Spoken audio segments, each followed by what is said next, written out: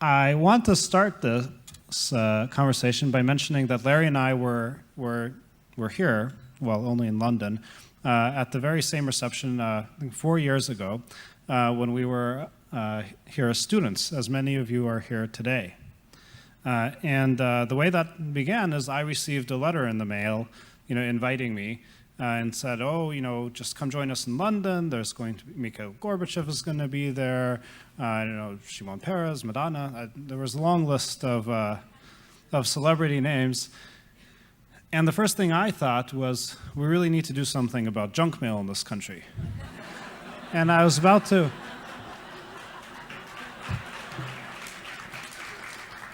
And I was about to start a new line of products coming out of Google to deal with that issue. But somebody kindly decided to actually check this out before I disposed of it so quickly. And in fact, it turned out to be real. And we came to London and had a great time, met many people, many of whom are back here today and for this weekend, and I'm having a great time seeing again. It was very inspiring. There were many people there who had accomplished an incredible amount in their lifetime, and it was hard to imagine how we could contribute in the same way. But we've tried to do our best. Most importantly, though, I was impressed by the plates. Because when you were honored by the Academy, you receive a really nice plate, and I thought those would go really well in my dining room with the primary colors. And so we spent the past 4 years trying to build something successful enough that we could earn these plates too. And now that I think we've done it, we haven't gotten them in hand yet, but I think we're more or less done. So I'm planning to go back and finish my degree now. My PhD. I was on leave of absence, and as my mother keeps reminding me.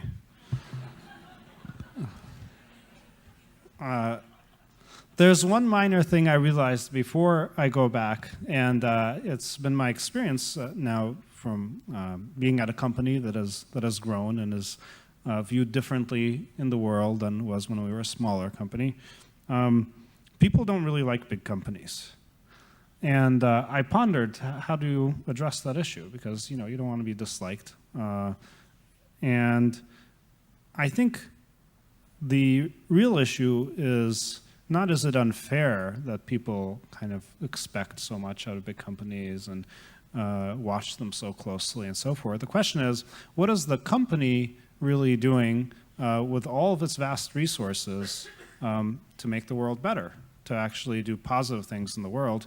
And I think then people won't be focused on digging deep into a particular, well, what are the results for this particular query? In our case, for example, people say, oh, this search result, we don't like result number 3 in this search, and that can get a lot of attention.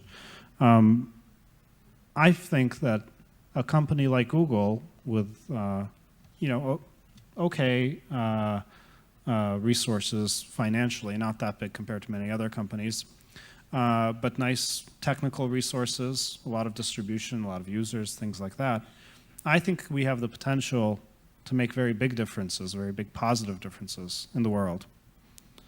And I think we also have an obligation as a consequence of that. One thing we started last summer, about a year ago, was the Google Grants program, which gives advertising credit on our network to nonprofits. And that's now grown close to 300 charities that we're supporting. And it does a lot of good things. I get notes the other day. We learned that there was a new school for young schoolgirls that was being built in Indonesia for underprivileged girls. And that was as a consequence of a nice man in Singapore who had seen an advertisement based on a Google search he had done, and now he was sponsoring this school.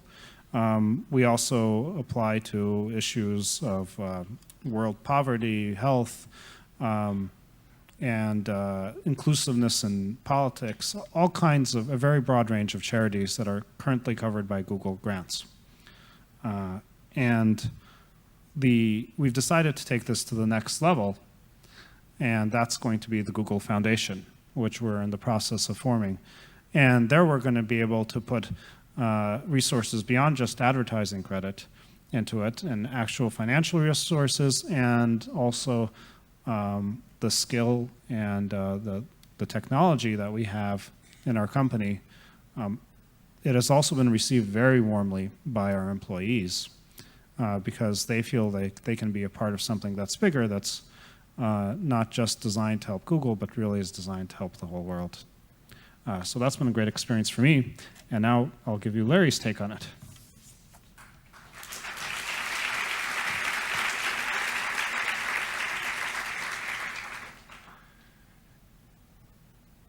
It's an enormous pleasure for me to be here as well, and to talk to so many bright people again.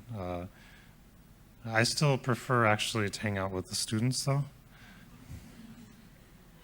When Sergey and I met at Stanford, we both thought we were quite obnoxious, and maybe that's still true, but we don't notice as much anymore. But I just wanted to hopefully inspire a bunch of the students. I know I talked to a lot of you last night, and just to, I'm thinking about your research. And Google really is interesting because it's an example of pure research. When we started Google, we had no idea what we were, when we started working at Stanford in late 1995, on the web, I wanted to download the links on the web, and Sergey was interested in data mining.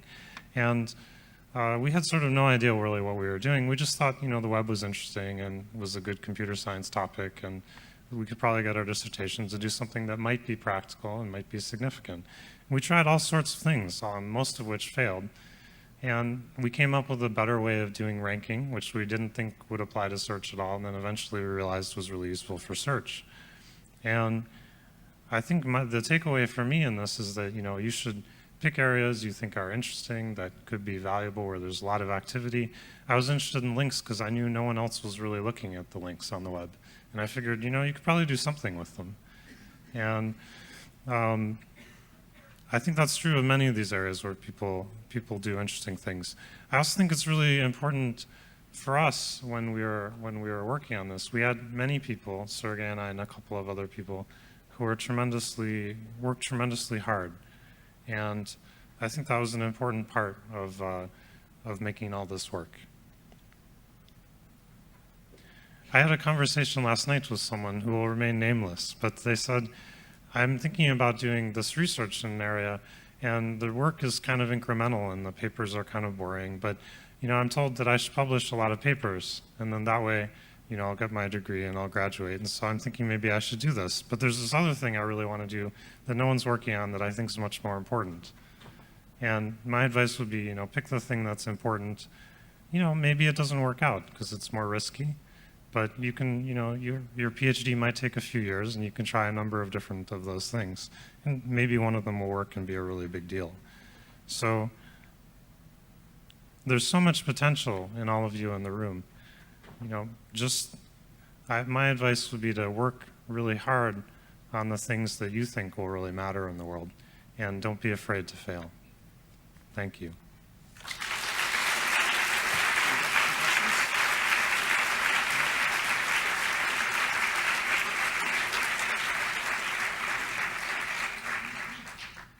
So it looks like we have about a minute for questions, or Larry can tap dance. Which do you prefer?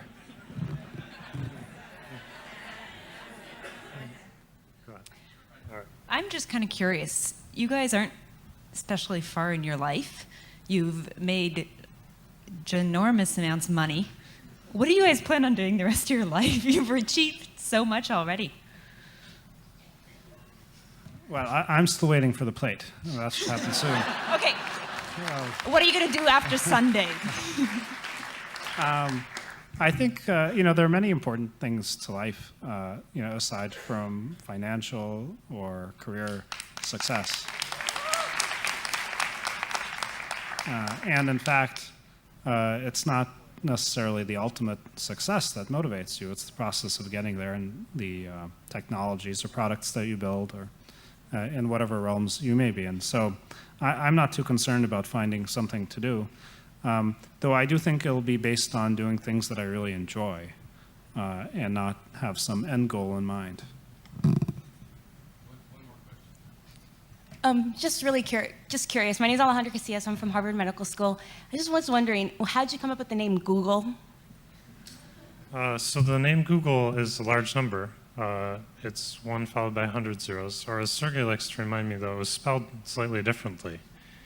And that was before we had spell checking and those kind of things. And I've never been very good at spelling, so it is the way it is. Thank you. Thank you.